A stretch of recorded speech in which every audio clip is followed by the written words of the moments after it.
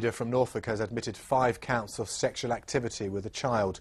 37-year-old Julian Pike met his victim when he joined the Scout group at the age of 12. He abused him on holidays and weekends away over the course of 3 years. He'll be sentenced later this month.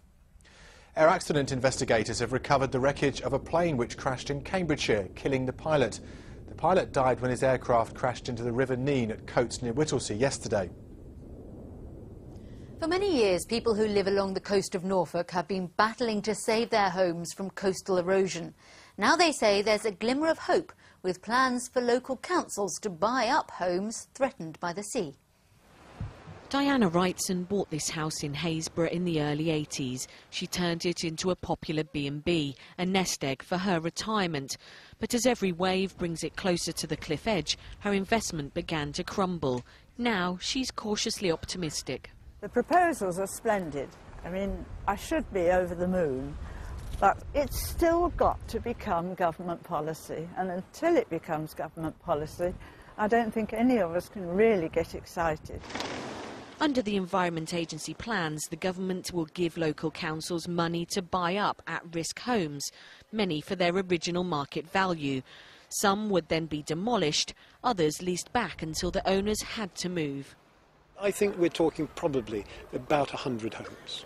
So we're not talking about a huge issue for the public purse, but this is happening through no fault of the homeowners themselves, and I think there ought to be some sort of protection for them. It's a move that's been welcomed by campaigners. We've never been so close to getting a satisfactory resolution to the problem of managing the coast in the 21st century with climate change and all that it brings. This is the closest we've come. A decision on whether councils get some level of government funding could be made by the end of the month.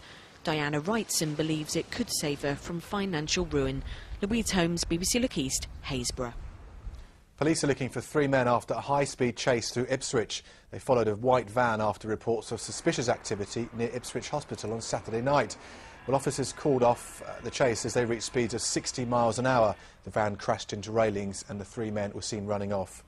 Rail managers cancelled 50 trains between Bedford and Brighton today as drivers refused to work. First Capital Connect withdrew the Thameslink services as staff exercised their right not to work overtime. More trains will be cancelled tomorrow. The news at the moment is dominated by the number of British troops killed in Afghanistan, with the total standing at 230. But in the 1950s, many more were killed in Cyprus by terrorists fighting for Cypriot independence. Now a memorial built in Norfolk has been unveiled in their memory.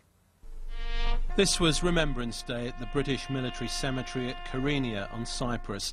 The new memorial, a reminder of a conflict that few remember, but whose casualty list dwarfs that of Afghanistan. Between 1955 and 59, 371 British servicemen were killed on Cyprus, nearly all of them aged 21 or under. It was called the Cyprus Emergency, a terrorist campaign of bombings and shootings in the fight for Cypriot independence. 11 men from the Royal Norfolk Regiment were killed, including John Elliott's 20-year-old brother Peter.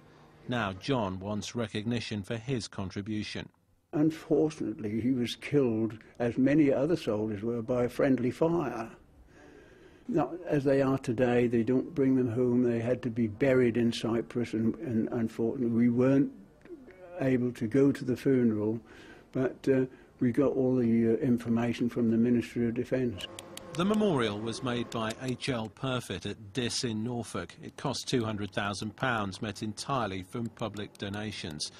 It's a reminder of a conflict that slipped from memory, but which hundreds of families still can't forget. Ian Barmer, BBC Look East.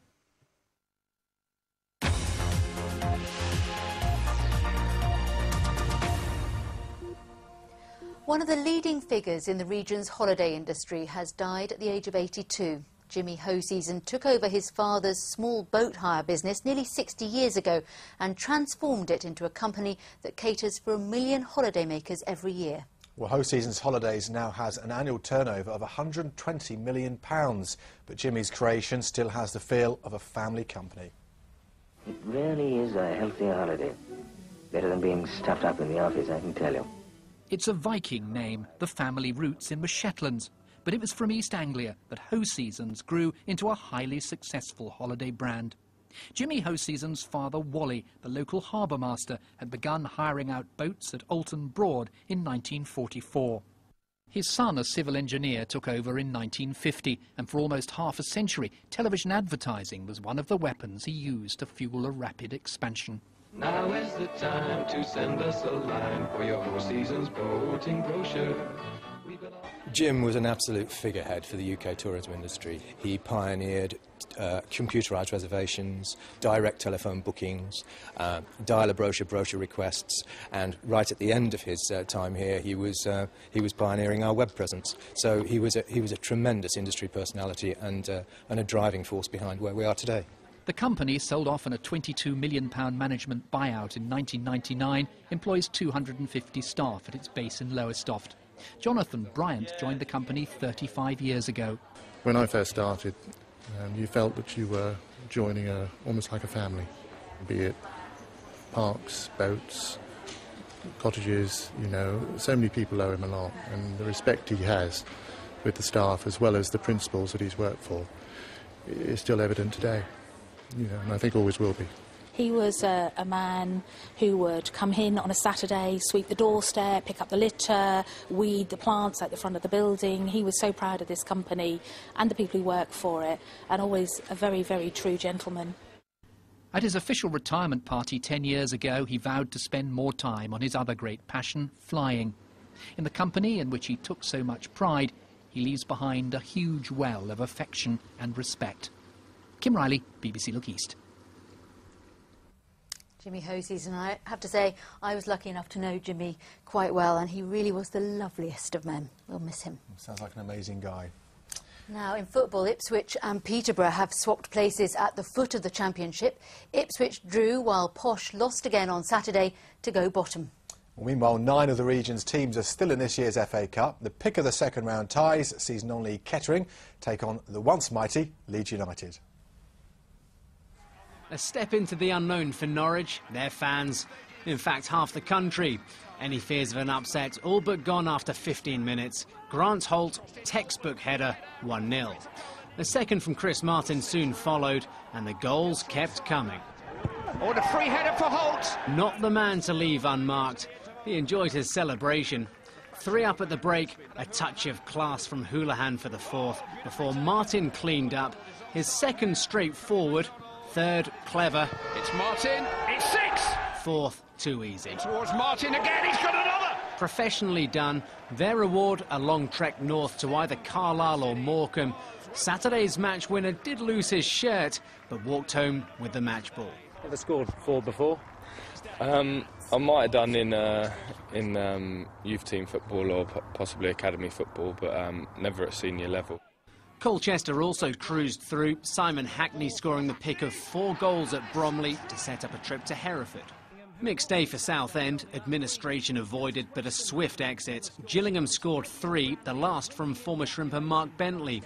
The £2.1 million tax bill settled, but no cup run to boost finances. So cruel on Lowestoft, a minute from earning a replay with Wrexham, Gareth Taylor broke their hearts. The Trawler boys still waiting for an appearance in round 2. Next up for Kettering, a home tie with Leeds. Moses Ashikodi with as important a goal as he'll score from 3 yards to put out Hartlepool. In the Championship, John Stead's half-shin, half-foot goal gave Ipswich the lead. Reading got lucky with their equaliser. Town, though, off the bottom. Our performances have improved over the last month or two, but ironically again today and last weekend I thought it's the poorest we've been, yet we've got maybe 2 positive results. So, listen, if you haven't got spirit and commitment, you've got nothing.